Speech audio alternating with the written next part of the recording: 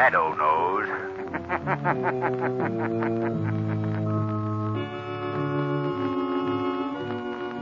Your local blue coal dealer presents The Shadow. These half-hour dramatizations are designed to forcibly demonstrate to old and young alike that crime does not pay. Before The Shadow's adventure begins, a reminder to all homeowners. There's one sure way to get extra quality, extra value, and complete heating comfort. And that's by ordering blue coal by name. Blue coal's harmless blue coloring is the trademark of the world's largest hard coal producer. But even more, it assures you that each ton of blue coal has been laboratory tested for quality and sized and prepared to give you better heat with less furnace attention. So don't gamble with ordinary fuel. Ensure your family perfect heating comfort and satisfaction by ordering blue coal by name. Call your nearest blue coal dealer tomorrow. At the close of this afternoon's program, we have a most distinguished guest, one of the special assistants to the Attorney General of the United States, the Honorable Francis H. Horan. I'm sure you will all be anxious to hear what he has to say, so be sure to listen.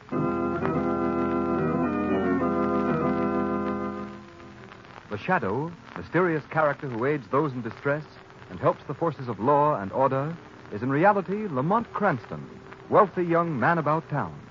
Cranston's friend and companion, the lovely Margo Lane, is the only person who knows to whom the unseen voice belongs.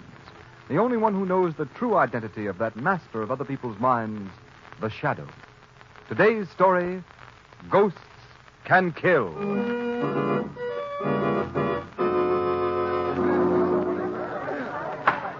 Court will come to order. Proceed, Mr. District Attorney. Your Honor and gentlemen of the jury, you have heard the evidence against this man, Ralph Gorman. 3 eyewitnesses of unimpeachable character saw him commit the murder. He was caught at the scene of the murder with a gun in his hand. It is the duty of the jury to convict him. Ralph Gorman has been brought to court 7 times for serious crimes. I object. Although I admit my client has been brought to court in the past, he has always furnished an unbreakable alibi and has been acquitted. Therefore, I claim that this record is irrelevant. Objection sustained. Very well. That doesn't alter the state's case. In this instance, the accused has no alibi. He is guilty of murder and should therefore be sent to the chair. Order in the court. I think the question before the jury is a clean-cut issue. The defendant, Ralph Gorman, committed a peculiarly cold-blooded murder. There are no halfway measures. He is either guilty or not guilty. I therefore instruct the jury to return a verdict of acquittal or first-degree murder. The jury will retire to consider the verdict.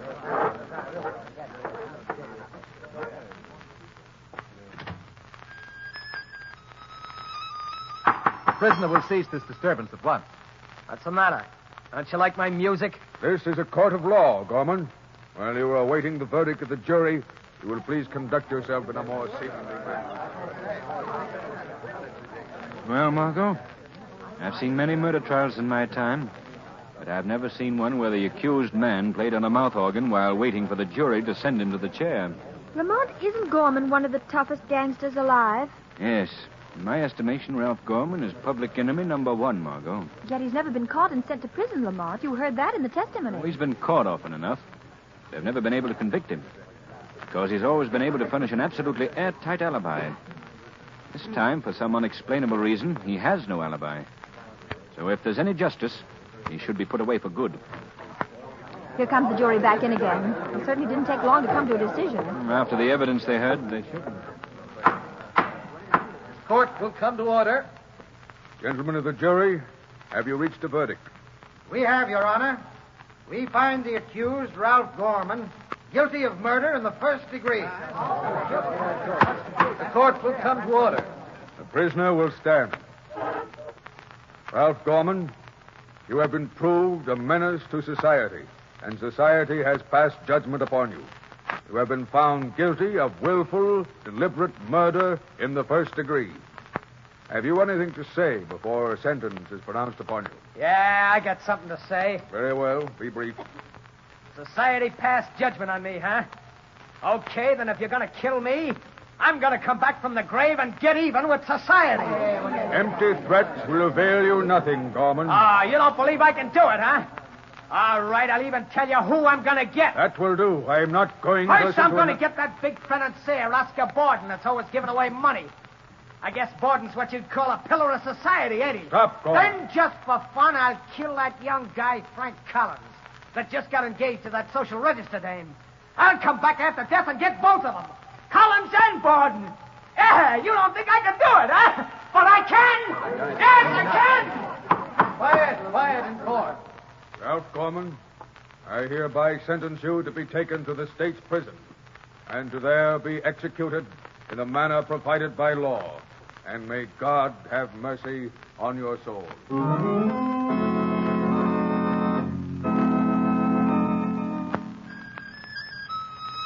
Hey, get it, will you, Gorman? Bad enough being in prison without having to listen to that. Lay off the music, there. Come on, shut up. Shut up. Hey, what's going on here? Hey, listen, guys, make that guy Gorman stop playing that mouth organ. He's driving us all nuts in here. What's he think this is, Carnegie Hall? No, I don't think this is Carnegie Hall. It's the death house. And you guys are in it just like me. Stop it! Stop it, you guys! Or you'll all get solitary. Gorman, you've only been allowed to keep your mouth organ as a special favor. If you're going to make trouble, I'll have to take it away from you. Have a heart, will you? That's all the fun I get. Fun? He's driving us nuts. Oh, what do you care, buddy? They're burning me tonight. Tomorrow it'll be quiet around here. Quiet as the grave. Listen, Gorman, you'd better keep quiet. The warden will be here in a minute. The warden. What do I care for the warden? He can't do any more than give me the hot seat, and he's doing that anyhow. Here comes the warden now. What's all the disturbance in here, guard? It's Gorman, Warden. Hey, did you hear from the governor, warden? Yes. I'm afraid I've got bad news for you, Gorman. Governor Roberts has refused to do anything about your case. And they're going to burn me tonight, huh? I'm afraid so. Looks like society put the finger on me. Just like the judge said. Well, okay. I warned him. Like I said in court, within a week, the millionaire Oscar Borden and Frank Collins are going to be dead. Don't talk like that, Gorman. You'll see. And I think I'll get Governor Roberts, too, while I'm about it. That makes a nice trio, don't you think? Oscar Borden, Frank Collins, and Governor Roberts. I'm going to come back from the grave and kill them. All three of them, yeah. Society passed judgment on me, huh? Okay, I ain't kicking. We'll see who laughs last. Making stupid threats won't do you any good, Gorman. Stupid, huh? Listen, in a week, those guys are all going to be dead. Lots deader than me. Come along, guard. You better warn them. Tell them their time is up when they hear me playing on my mouth organ like this.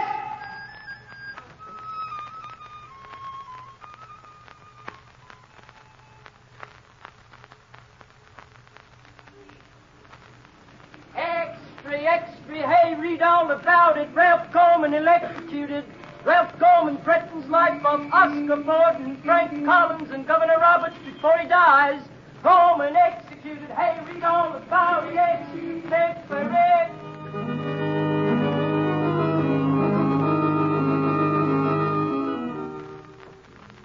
Is there anything else you want me to do tonight, Mr. Borden? Before you go, draw the curtains and turn off the overhead lights, Taylor. Yes. I'm going to stay here in my study for a while. It's quiet.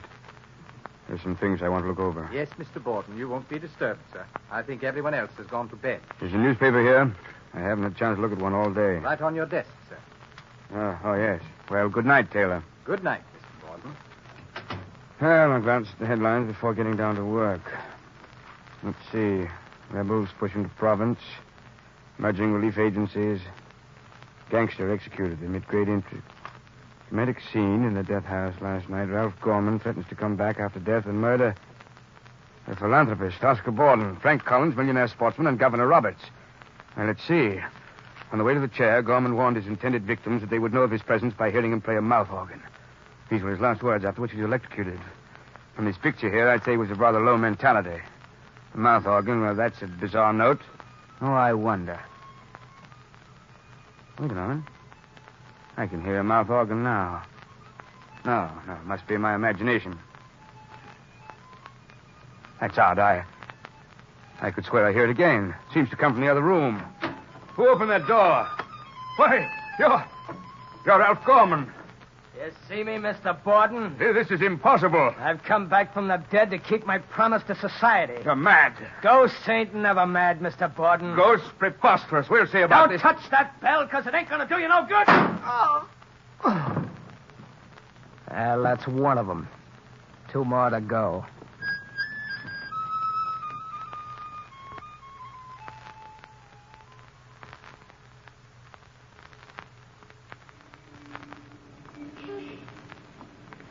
Well, Lamont, as long as you just seem to be walking me around the streets aimlessly, you might at least answer my questions. What do you think of those threats? Threats? What threats, Margo? The threats made by Ralph Gorman last night before he was executed. Oh, I wouldn't give them a second thought. 6-year-old child knows it's impossible to come back from the dead and murder people. Extra, Oscar Borden murdered. Famous philanthropist found in his study, shot to death. Yes, I hear it, too. Boy, give me a paper. Yes, sir. Keep the change, son. Oh, thank you, sir. Taxi. Yes, sir. Where are you going, Lamont? I think this will bear a little investigating. I'll see you later, Margo. I'm going to drop in on the scene of the crime. Our friend Commissioner Weston should be there.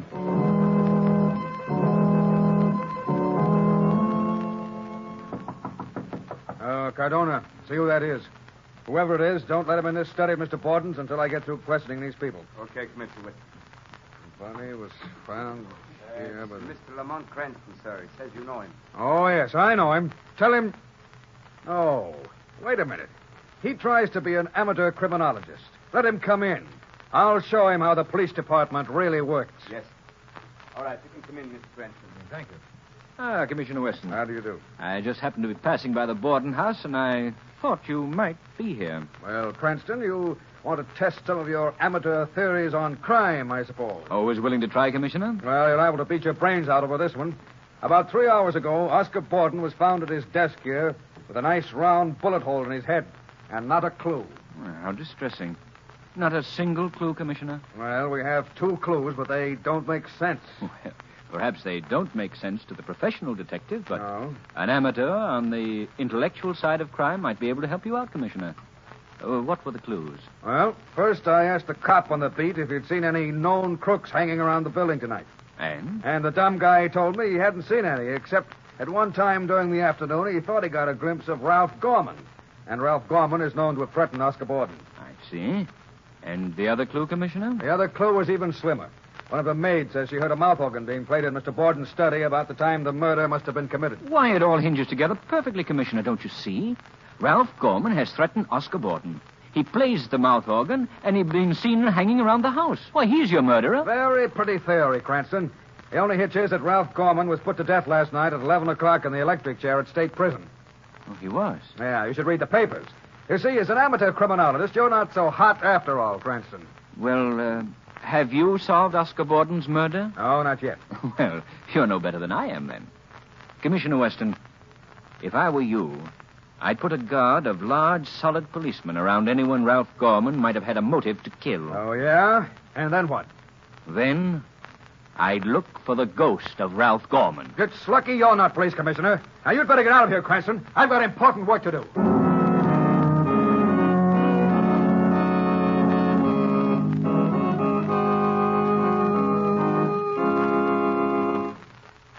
We continue with the second act of Ghosts Can Kill in just a moment.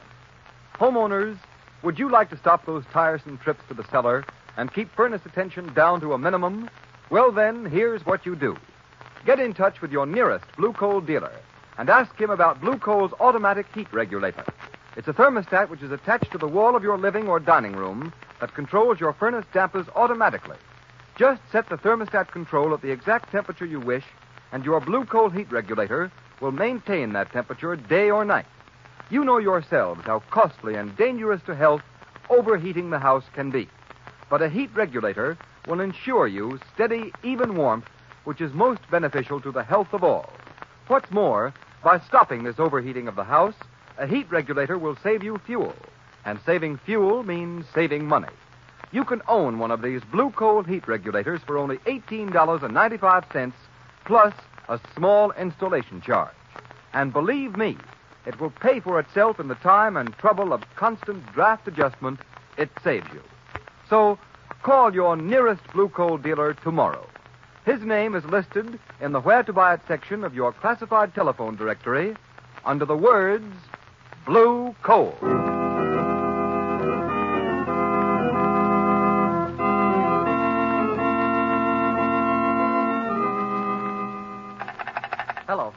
Hello. Oh, I thought we were cut off, darling, but now I tell you, I'm all right. Oh, but Frank, I'm so worried. If only I were in town so I could be with you. But what is there to worry about, darling? Why, those threats that awful man Gorman made against you. Oh, that was just nonsense. I never even knew him, and besides, he's dead. Yes, but Oscar Borden was threatened, too, and he's dead. Oh, now, Ruth, darling, please stop worrying for my sake. Nothing's going to happen to me. I'm in my own apartment, and I have no intention of going out, so nothing can happen. Now, you go to sleep and get your beauty rest. You know, you've got to look your prettiest for our wedding Tuesday. Oh, all right, dearest. At least I'll be with you by tomorrow. I'll be down on the 11 o'clock train in the morning. Oh, that's wonderful. And I'll meet you at the station. Good night, darling. Good night. Poor Ruth. I don't know why women get so nervous about... Oh, I wonder who that could be. Hello? Is this Frank Collins? Yes, who's this? This is the Shadow. Oh, the Shadow. Yes, I've heard of you. What do you want? I want to warn you, Collins. Warn you against a death. Whose death? Yours. And why should you be warning me? Because if you're not very careful, you'll meet the same fate as Oscar Borden, and for the same reason. Oh, nonsense. Furthermore, I would suggest that if you value your life, you will apply without delay for police protection. Look, I don't know who you are, Shadow, or what your game is, but I'm not afraid of you or anybody else. Have it your own way, Mr. Collins. Have it your own way. Wait a minute. Wait, listen. He hung up. I wonder what that was all about. Certainly wasn't a very cheerful person to talk to. Maybe I'd better get... See, now, what's Commissioner Weston's home number?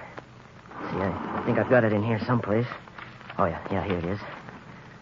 Main 999.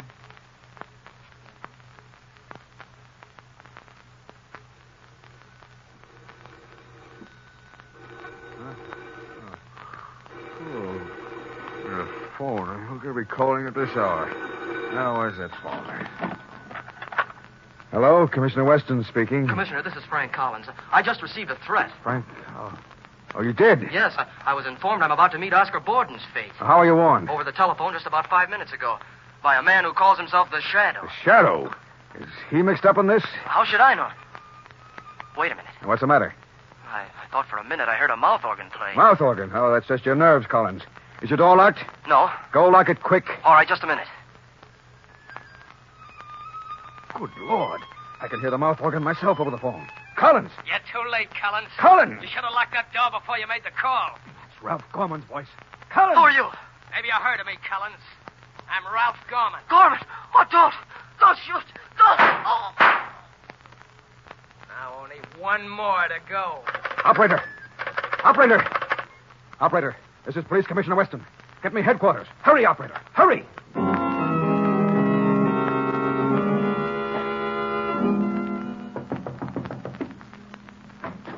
Lamont, Come in, Margo. I just heard that Frank Collins was murdered in his home last night, Lamont. Yes, I've been reading the papers. It's dreadful. How could Ralph Gorman have come back from the dead to commit these murders? Margo, yesterday I would have said it was totally impossible. Today, well, frankly, I don't know. At this moment, I can't think of any other hypothesis that would account for the known facts. Then that means... Jiminy, What did you say? I merely said Jiminy. Why did you say that? Jiminy? I don't know. I was just thinking. Why? Does it mean anything? Ordinarily, no. In this instance, it may mean everything. At least it gives me a clue. Margo, is your car outside? Yes, Lamont. Well, come on. We're going places.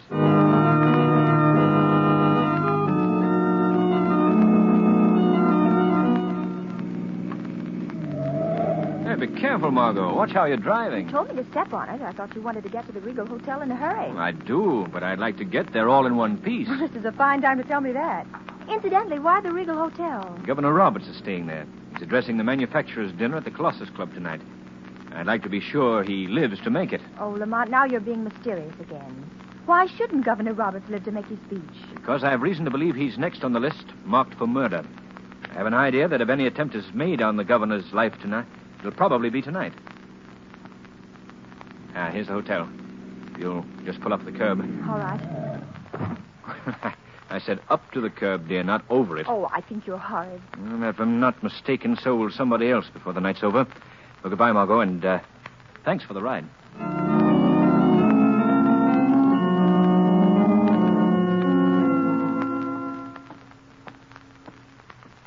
This is the service entrance, Governor. Go right through that door there. You'll be on Marine Street. Good, thank you.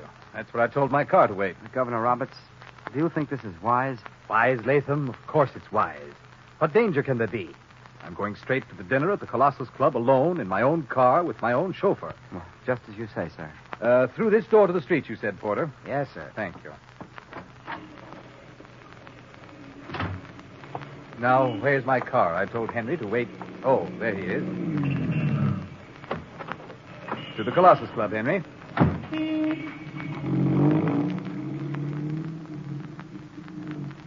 Henry, this is the most preposterous thing I ever heard of in my life. What's our police force turning into? A bunch of old women? Ralph Gorman? Of course I couldn't pardon him. The man was guilty. But he certainly can't come back from the dead, can he, Henry? All this cock and bull story about playing a mouth organ, you don't believe... Henry, what's making that noise? Henry, did you hear me? Henry, what's the matter with you? This isn't the way to the Colossus Club. You're heading for the river. Stop the car. Henry, Why, you're not Henry. That's right, I ain't Henry, Governor. Don't you remember me, Ralph Gorman? Ralph Gorman? No. No, it's not possible. Well, you see me, don't you? And you remember how I used to play the mouth organ in the death house? Like this. Stop the car. Let me out. I'll let you out, all right, in 10 feet of water when we get to the river. No. Let me out. You didn't let me out of the chair, did you, Governor? I burned, remember? Well, you'll drown. Stop the car. Stop it, I say. You'll kill us both. You can't kill a dead man, can you, Governor? The old fool went and croaked by himself. Scared to death. It saves me the trouble.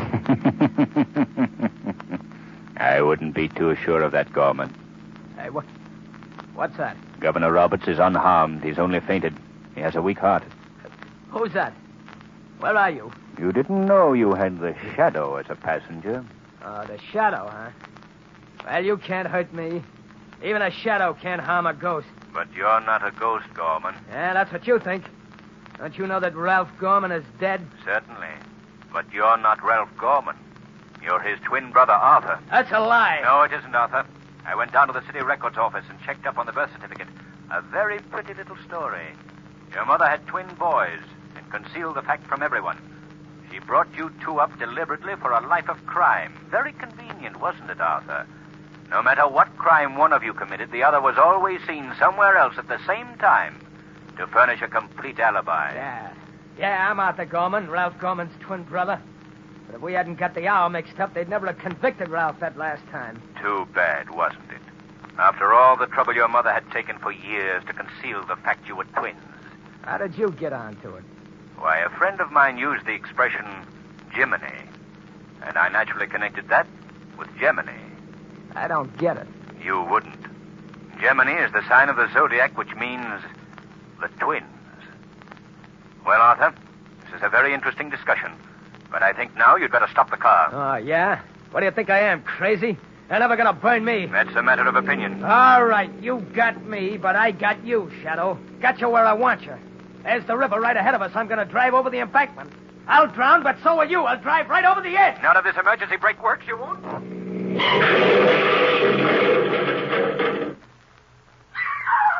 Oh, my Lord. Oh, what happened? Look at that smash. Oh, those drunken drivers, they ought to be put in jail. He ran head on into the warehouse wall there. Did you see Two him? men in there. Here's the doctor. Let me through. Let the There they are, doctor- Jack. I see. Stand back, please.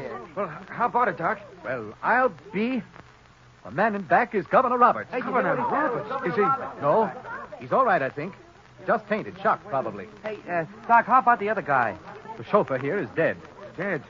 That's too bad.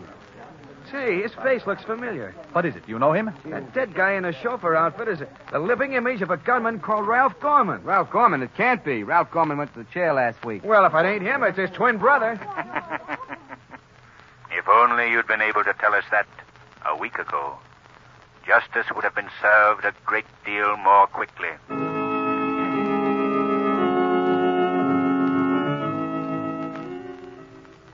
In a moment, we shall introduce our distinguished guest, one of the special assistants to the Attorney General of the United States, the Honorable Francis H. Horan.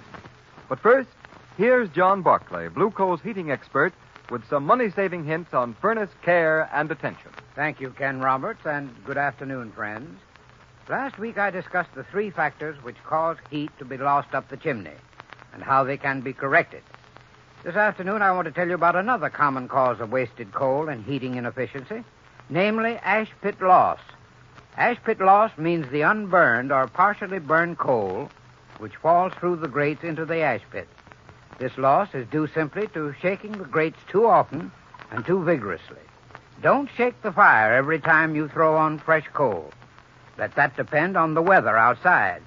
And when you shake the grates, stop immediately when you see the first red glow in the ash pit.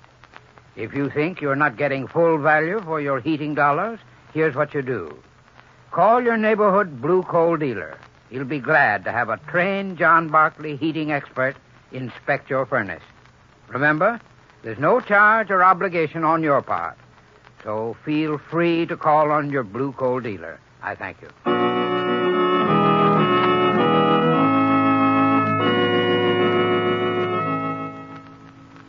And now, on behalf of our sponsors, the Blue Coal Dealers, the nation over, it gives me great pleasure to introduce to you one of the special assistants to the Attorney General of the United States. Ladies and gentlemen, the Honorable Francis H. Horan. Thank you, Mr. Roberts. I'm very happy to be here with you this afternoon and to have the opportunity of speaking to the audience of the Shadow program. I am sure all law enforcement bodies in the United States agree with me when I say that constructive radio programs are a very great help in the prevention of crime. I can't emphasize strongly enough how important it is to prove, particularly to growing boys, the truth that crime in any form does not pay. Your program helps to bring this message to millions of people, so keep up the good work. We certainly shall, Mr. Horan, and thank you, sir, for stopping in. It's been a great honor to have had you with us.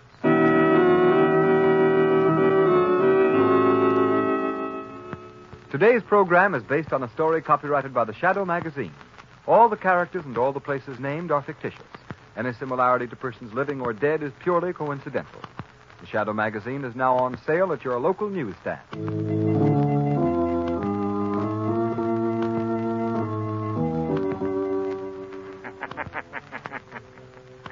The weed of crime bears bitter fruit. Crime does not pay. The Shadow knows.